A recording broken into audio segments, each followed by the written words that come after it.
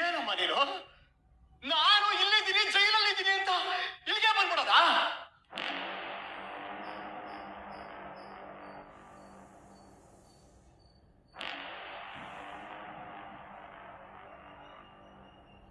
ಕೊಲೆ ಮಾಡ್ದವಳನ್ನ ಕರ್ಕೊಂಡ್ ಬರ್ತೀನಿ ಅಂತ ಆ ಪ್ರತಾಪ್ ಹೋದ ಅಂದ್ರೆ ನೀನೇ ಸುಳ್ಳು ಹೇಳಿ ಇಲ್ಲಿ ಬಂದ್ಯಾ?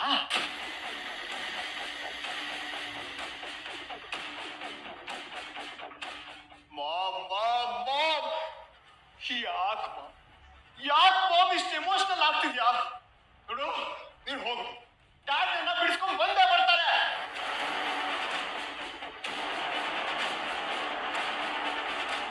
ಸುಮ್ಮನೆ ನಿಂತಿದ್ದೀರಲ್ಲ ಡ್ಯಾಡ್, ನೀವಾದ್ರೂ ಹೇಳಿ.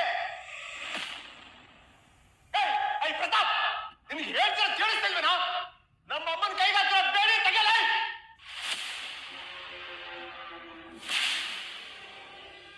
ಗಂಟ್ಲು ಹರ್ಕೊಂಡು ಸುಮ್ಮನೆ ಕಿರ್ಚ್ತಾ ಇದ್ದಾನೆ ನಿಮ್ ಮಗ. ತಪ್ಪು ಮಾಡಿದಾಗ ಬೇಡಿ ಹಾಕೊಂಡು ಅರೆಸ್ಟ್ ಮಾಡ್ಕೊಂಡು ಕರ್ಕೊಂಬರೋದು ಅಲ್ವೇನ್ರಿ ಶಕ್ತಿ ಪ್ರಸಾದ್? ಹೇಳಿ ಸ್ವಲ್ಪ ನಿಮ್ಮ ಮಗನ್ಗೆ. ನಿನಗಿನ್ನೂ ಅರ್ಥ ಆಗ್ಲಿಲ್ವಾ? ಸಂಧ್ಯಾನ ಕೊಲೆ ಮಾಡಿದ್ದು ನಿಮ್ಮಮ್ಮ ಅಂದ್ರೆ ಸೀತಾರಾ ಶಕ್ತಿ ಪ್ರಸಾದ್.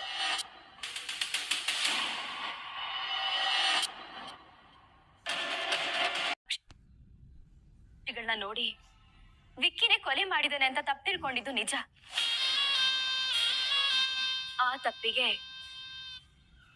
ನಿಮ್ ಹತ್ರ ಮತ್ತೆ ನಿಮ್ಮೆಲ್ಲರ ಹತ್ರನೂ ನಾನು ಕ್ಷಮೆ ಕೇಳ್ತೀನಿ.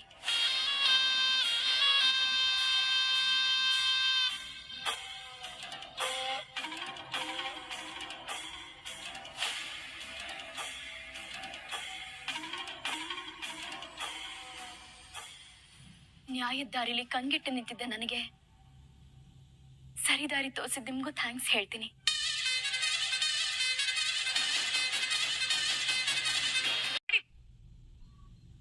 ತಪ್ಪು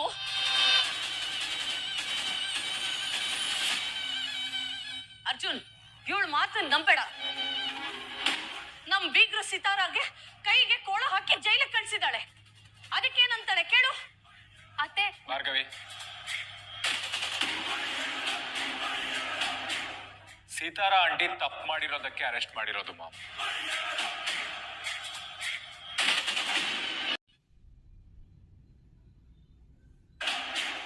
ಸೀತಾರಾ ಆಂಟಿ ತಪ್ಪು ಮಾಡಿರೋದಕ್ಕೆ ಅರೆಸ್ಟ್ ಮಾಡಿರೋದು ಮಾಮ್.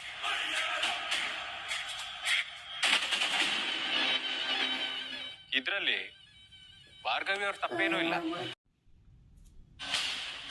ಅವ್ರ ಕರ್ತವ್ಯನ ಅವರು ಕರೆಕ್ಟ್ ಆಗಿ ನಿಭಾಯಿಸಿದ್ದಾರೆ.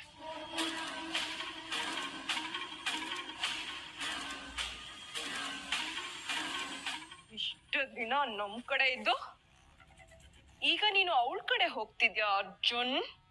ವಿಕ್ಕಿ ಕೊಲೆ ಮಾಡಿರ್ಲಿಲ್ಲ, ಅದಕ್ಕೆ ವಿಕ್ಕಿ ಪರವಾಗಿ ನಿಮ್ ಪರವಾಗಿ ನಿಂತಿದ್ದೆ.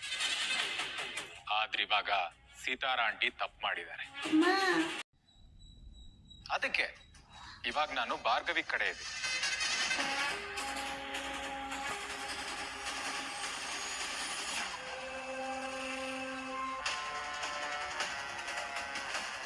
ಇವಳು ನಿಮ್ ತಲೆನೂ ಕೆಡಿಸ್ಬಿಟ್ಲಾ? ಮನೆಯವ್ರ ಮನ್ಸಿನಲ್ಲೆಲ್ಲ ವಿಷದ ಬೀಜ ಬಿಡ್ತಾ ಇದ್ದಾಳೆ. ಈಗ ಸಮಾಧಾನ ಆಯ್ತಾ ನಿಗೆ? ನೋಡಿ, ನನಗೆ ಯಾರ ಮೇಲೇನೋ ದ್ವೇಷ ಇಲ್ಲ. ಒಂದೇ ಮನೆಯವ್ರ ಮಧ್ಯೆ ಸಿಟ್ಟು, ಬೇಜಾರು, ದುಃಖ ಇರ್ಬೋದೇನೋ, ಆದ್ರೆ ದ್ವೇಷ ಇರಲ್ಲ.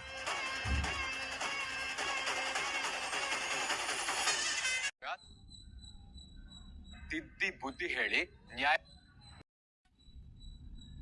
ಇಲ್ಲ ಅಂದ್ರೆ ಶಂಸಕ್ಕಾಗ್ದಿರೋ ತಪ್ಪು ಮಾಡಿದಾಗ ಕಾನೂನೇ ಪಾಠ ಮಾಡುತ್ತೆ. ನಾನು ಆ ನ್ಯಾಯದ ಪರವಾಗಿ ಇದ್ದೀನಿ.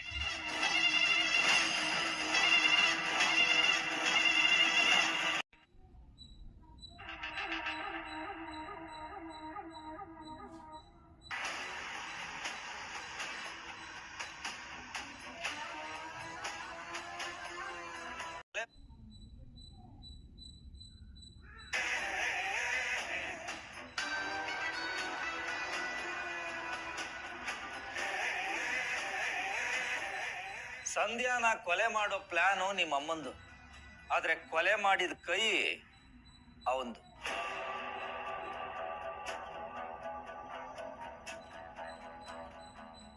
ಏನ್ ಮಾಡ್ಬಿಟ್ಟೆ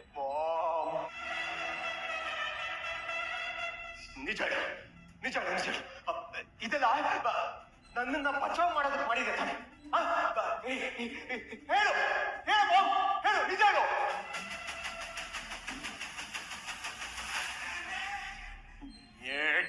ನೋಡಿ ನಿಮ್ ಕೈಯಲ್ಲಿ ಏನೋ ಕಿಸಿ ಆಗಲ್ಲ ಅಂತ ಮಾಮೆ ಇಲ್ಲಿವರೆಗೂ ಸುಳ್ಳು ಹೇಳ್ಕೊಂಡು ಬಂದಿದ್ರೆ ನಾಚಿಕೆ ನಾಚಿಕೆ ಆಗಬೇಕು ನಿಮ್ ಪದವಿಗೆ.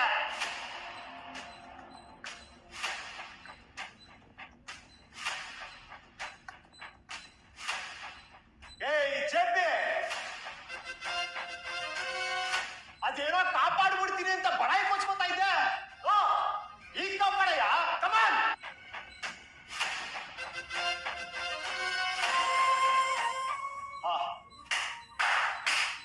ನನ್ನನ್ನು ಬಿಡಿಸೋದಾಗಿರ್ಲಿ, ನಮ್ಮ ಅಮ್ಮನೂ ಜೈಲು ಮುಖ ನೋಡೋಕ್ ಮಾಡ್ಬಿಟ್ಟಿಯಲ್ಲಯ್ಯ.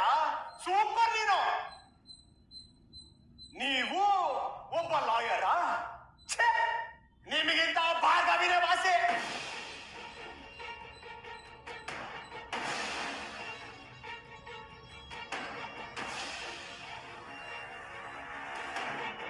ಹೀಗೆ ಯಾಕೆ ಮಾಡಕ್ ಹೋದ್ರಿ ಸಿತಾರ ಅವ್ರೆ? ನಾವೆಲ್ಲ ನೋಡ್ಕೊಂತಿದ್ವಲ್ವಾ? ನಾನು ಶಕ್ತಿ ಏನೋ ಮಾಡಿ ಸರಿ ಮಾಡ್ತಿದ್ವಿ, ಅಷ್ಟ್ರಲ್ಲಿ ನೀವು. ಇದೆಲ್ಲ ಆಗಿದ್ದು ಇವರಿಂದ.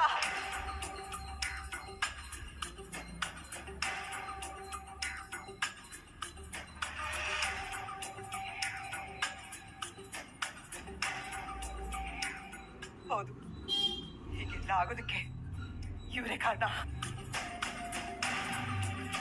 ಏನಯ್ಯ ಮಾಡ್ದೆ ನೀನು? ನಿನ್ನ ಮಗನಿಗೋಸ್ಕರ, ಮಕ್ಕಳಿಗೋಸ್ಕರ ಏನ್ ಮಾಡ್ದೆ ನೀನು? ನಿನ್ ರಾಜಕೀಯ ಬಿಟ್ರೆ ನಿನಗ್ ಬೇರೆ ಏನು ಕಣ್ಣು ಕಾಣ್ಲೇ ಇಲ್ಲ ಅಲ್ವಾ? ಕೇಸು ಶುರುವಾಗಿ ಇಷ್ಟು ತಿಂಗಳು ಕಳೆದ್ರು ನಿನ್ನ ಸ್ವಂತ ಮಗನ ಬಿಡ್ಸಕ್ಕಾಗ್ದಿರೋ ಎಂಥ ತಂದೆನಯ್ಯ ನೀನು?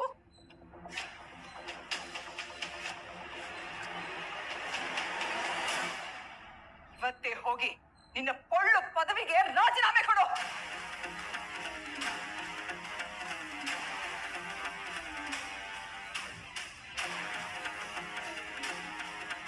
ಇಷ್ಟಕ್ಕೂ ನಾನು ನಿನ್ನನ್ನು ಏನ್ ಕೇಳ್ದೆ?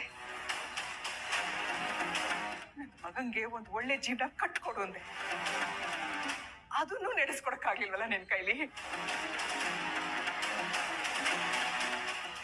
ಹುಡುಗಂಜಿ ಕಷ್ಟನು ತಾಕದೆ ಇದ್ದಂಗೆ ಬೆಳೆಸಿದ್ದೀನಿ ನನ್ನ ಮಗನ ನಾನು. ಅಂತೂ ನಾನೇನು ಜೈಲು ಕಟ್ಬಿಟ್ಟಿಯಲ್ಲೋ? ನನಗೆ ನನ್ನ ಮಗನ ಜೀವನ ಮುಖ್ಯ. ಅವನು ಒಂದು ಸಂಸಾರ, ಮನೆ, ಮಕ್ಕಳು ಅಂತ ಖುಷಿಯಾಗಿರೋದು ನನಗೆ ಮುಖ್ಯ. ನನ್ನ ಮಗ ತಪ್ಪೇ ಮಾಡಿಲ್ಲ ಅಂತ ನಾನು ಹೇಳ್ತಾ ಇಲ್ಲ. ಅದನ್ನ ಬೇಗ ಬಗೆಹರಿಸದೆ ಎಷ್ಟು ದೊಡ್ಡದ್ ಮಾಡಿದ್ದು ನೀವು. ಇದರಿಂದ ಅವನ ಮಾನ ಮರ್ಯಾದೆ ಎಲ್ಲ ಹೋಗಿ ಪಾಪ ಅವನ ಜೀವನನೇ ನರಕ ಆಗೋಯ್ತು.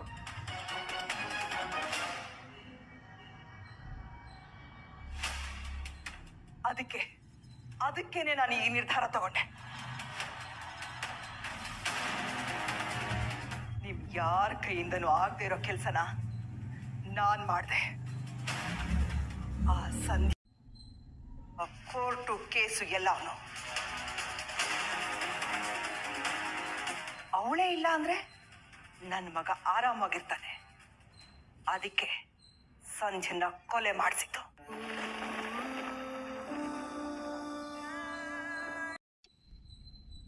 ಮಾವ, ಏನ್ ಮಾಡ್ತಿದ್ದೀರಾ? ನೀವು ನಮ್ಮಪ್ಪ ಅಮ್ಮನ ಥರಾನೇ ದೊಡ್ಡವರು. ನೀವು ಹೀಗೆಲ್ಲ ಮಾಡಬಾರ್ದು. ನಾವು ವಯಸ್ಸಿನಲ್ಲಿ ಮಾತ್ರ ದೊಡ್ಡವರು ಭಾರ್ಗವಿ, ಯೋಚನೆಲ್ಲ. ನೀನು ತಪ್ಪು ಮಾಡಲ್ಲ ಅಂತ ಗೊತ್ತಿದ್ರು ನಿನ್ ಬಗ್ಗೆ ನಾವು ತಪ್ಪು ತಿಳ್ಕೊಂಡ್ಬಿಟ್ಟಿದ್ವಿ. ನೆನಪು ಮಾಡ್ಕೊಂಡ್ರೆ ಹಿಂಸೆ ಆಗ್ತಿದೆಯಮ್ಮ. ಏನ್ ಮಾಡೋದು? ಮಗಳ ಮೇಲಿಂದ ಕುರುಡು ಪ್ರೀತಿ ನಮ್ಮನ್ನೇ ಎಲ್ಲ ಮಾಡಿಸ್ಬಿಡ್ತು. ನೀವ್ ಹಾಗೆ ನಡ್ಕೊಂಡಿದ್ರಲ್ಲಿ ಯಾವ ತಪ್ಪು ಇಲ್ಲ ಚಿಕ್ಕ ಮಾವ. ಮಗಳ ಜೀವನ ಹಾಳಾಗ್ತದೆ ಅಂತ ತಂದೆ ತಾಯಿಯಾಗಿ ಆತಂಕ ಪಡೋದು ಸಹಜನೇ.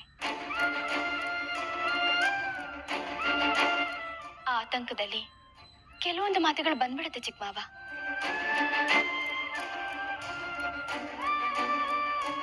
ಏನ್ ಮಾಡಕ್ಕಾಗತ್ತೆ, ಪರಿಸ್ಥಿತಿ ನಮ್ ಕೈಲಿರಲ್ವಲ್ಲ. ನಿಜ ಭಾರ್ಗವಿ, ದಿಢೀರಂತ ರಿತು ಗರ್ಭಿಣಿ ಅಂತ ಗೊತ್ತಾದಾಗ ನನ್ ಕೈ ಕಾಲೇ ಆಡ್ಲಿಲ್ಲ. ವಿಷಯ ಹೊರಗಡೆ ಬರಕ್ ಮುಂಚೆ ಅವಳು ಮದ್ವೆ ಆಗ್ಬಿಟ್ರೆ ಸಾಕು ಅಂತ ಅಂದ್ಕೊಂಡೆ. ಯಾಕಂದ್ರೆ ಅವಳ ಹೆಸರು ಹಾಳಾಗಲ್ಲ ಅಂತ. ನಿನ್ ಜಾಗದಲ್ಲಿ ಬೇರೆ ಯಾರಾದ್ರೂ ಇದ್ದಿದ್ರೆ ಈ ವಿಷಯನ ಬೀದಿ ರಂಪ ಮಾಡಿರೋರು.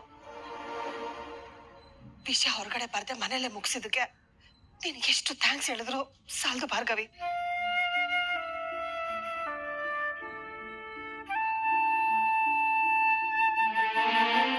ಭಾರ್ಗವಿ, ಈಗ ಸಿತಾರ ಅವರು ಜೈಲಲ್ಲಿದ್ದಾರೆ. ವಿಕ್ಕಿ ಹೊರಗಡೆ ಬರ್ತಾನಲ್ವಾ? ಏನಪ್ಪ ಚಿಕ್ಕ ಮಾವ ಹೀಗ್ ಮಾತಾಡ್ತಿದ್ದಾನೆ ಅಂತ ಅನ್ಕೊಂಬೇಡಮ್ಮ. ವಿಕ್ಕಿ ಕೊಲೆ ಮಾಡಿಲ್ಲ ಅನ್ನೋದು ಗೊತ್ತಾಗಿದೆ ಚಿಕ್ಕ ಮಾವ. ಮುಂದಿನ ಹಿಯರಿಂಗ್ ಅಲ್ಲಿ ಕೋರ್ಟ್ ಅವನನ್ನ ಬಿಡುಗಡೆ ಮಾಡುತ್ತೆ.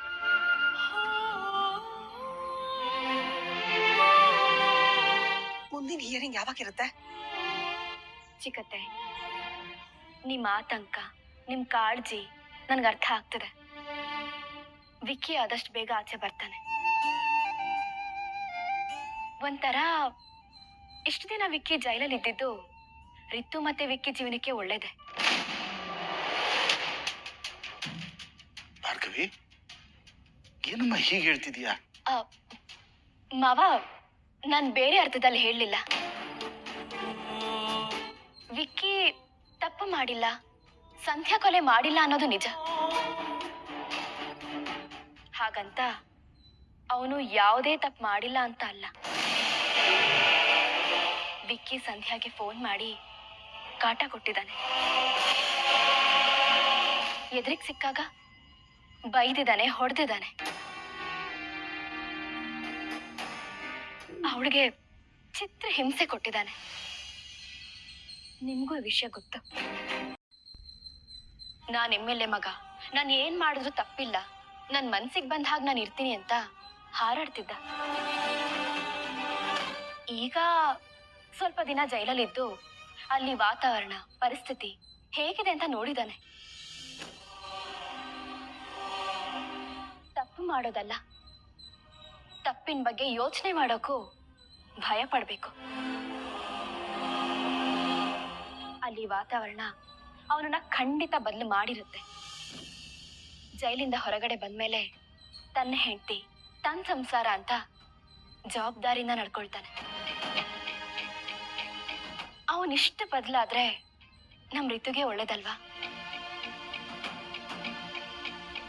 ನಿಜ ಅಮ್ಮ, ನಿನ್ ಮಾತು ನಿಜ.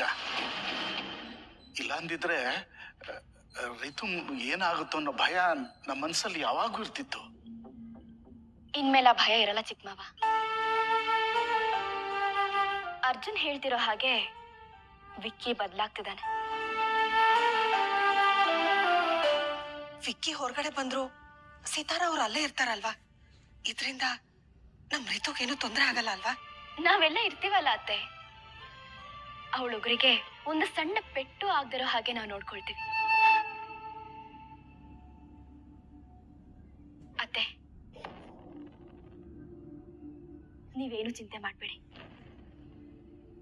ಹಾಗೆ ಇಷ್ಟು ದಿನ ನಾನು ಹಾಗೆ ನಡ್ಕೊಂಡಿದ್ರಲ್ಲಿ ನಿಮ್ಗೆ ಏನಾದ್ರೂ ಬೇಜಾರಾಗಿದ್ರೆ ದಯವಿಟ್ಟು ನನ್ನ ಕ್ಷಮಿಸ್ಬೇಡಿ ಅತ್ತೆ.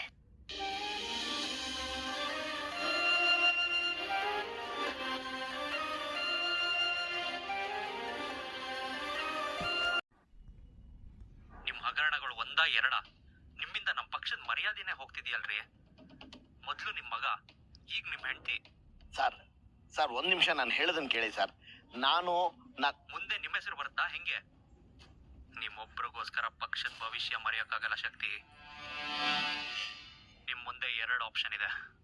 ಒಂದು ಈಗಿಂದ ಈಗ್ಲೇ ಕೇಸ್ ಮುಗಿಸಿ, ಇಲ್ಲ MLA ಪೋಸ್ಟ್ಗೆ ರಾಜೀನಾಮೆ ಕೊಟ್ಟು ಪಕ್ಷ ಬಿಡಿ. ನೋಡಿ, ಇದು ನನ್ನ ಕಡೆಯಿಂದ ಲಾಸ್ಟ್ ವಾರ್ನಿಂಗ್.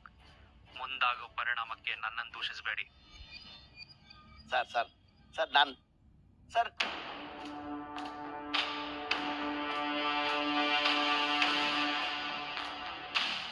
ನಾನು ರಾಜಕೀಯ ಬಿಡ್ಬೇಕಾ?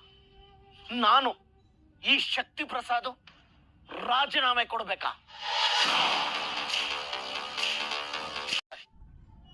ಶಕ್ತಿ ಪ್ರಸಾದ್ ಆಗೋಕೆ ನಾನು ಎಷ್ಟು ಕಷ್ಟ ಬಿದ್ದಿದ್ದೀನಿ, ಎಷ್ಟೋ ಜನರ ಕಾಲು ಎಳೆದಿದ್ದೀನಿ, ಎಷ್ಟೋ ಜನರ ಕಾಲು ಹಿಡಿದಿದ್ದೀನಿ, ಅದಕ್ಕೆ ಎಷ್ಟು ಕೋಟಿ ಸುರಿದಿದ್ದೀನಿ ಅನ್ನೋದು ನನಗೆ ಮಾತ್ರ ಗೊತ್ತು. ಈ ಭಾರ್ಗವಿಯಿಂದ ದುಡ್ಡು, ಶಕ್ತಿ, ಅಧಿಕಾರದಿಂದ ಕಟ್ಟಿರೋ ನನ್ನ ಸಾಮ್ರಾಜ್ಯ ಹಾಳಾಗ್ತಾ ಇದೆ. Calm down. ಹೀಗ್ ಸಿಟ್ ಮಾಡ್ಕೊಂಡ್ರೆ ಪ್ರಾಬ್ಲಮ್ ಸಾಲ್ವ್ ಆಗುತ್ತಾ ಹೇಳು? ಏನ್ ಕಾಮ್ ಡೌನ್ ಶಿವ? ಇದೆಲ್ಲ ಆಗ್ತಿರೋದು ಮನೇಲಿ ಮಣೆ ಹಾಕಿ ಕೂರ್ಸಿದ್ಯಲ್ಲ ಭಾರ್ಗವಿಯಿಂದ. ಸೆಂಟ್ರಲ್ ಮಿನಿಸ್ಟರ್ ಆಗಬೇಕಾಗಿರೋ ನಾನು, ಆದ್ರೆ ಈ ಭಾರ್ಗವಿ ನನ್ನ MLA ಪೋಸ್ಟ್ಗೆನೆ ಸಂಸ್ಕಾರ ಮಾಡ್ತಿದ್ದಾಳೆ. ಸುಮ್ನೆ ಇರ್ಬೇಕಾ? ಹೇಳು ಶಿವ, ಸುಮ್ನೆ ಇರ್ಬೇಕಾ?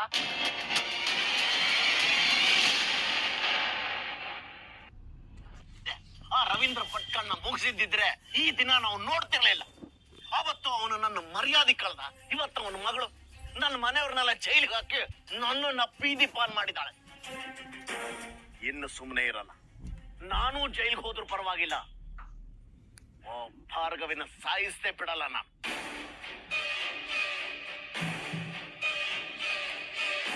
ಅವಳನ್ನು ಸಾಯಿಸ್ತೀನಿ, ಅವ್ರ ಅಪ್ಪನ್ನು ಸಾಯಿಸ್ತೀನಿ.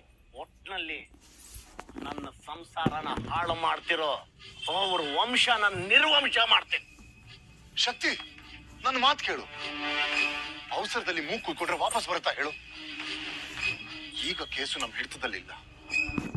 ಅವರಿನ್ನು ಈಗಷ್ಟೇ ವಾರ್ನ್ ಮಾಡಿ ಅಷ್ಟೇ ತಾನೆ. ಹಾಗಂದ್ರೆ ಅವಳಿಗೆ ಹೆದರ್ಕೊಂಡು ನಾನು ಸುಮ್ಮನೆ ಇರ್ಬೇಕಾ?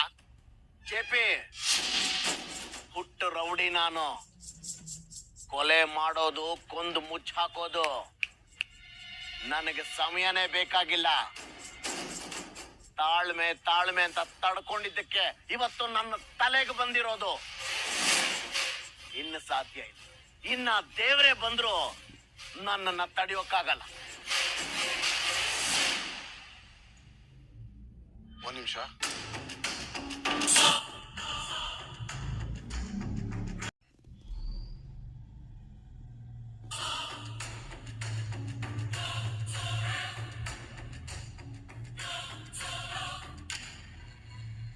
ಇದು ಹೇಗ್ ಸಾಧ್ಯ? ಶಕ್ತಿ, ಇಲ್ಲಿ ನೋಡಿ, ಇಲ್ಲಿ.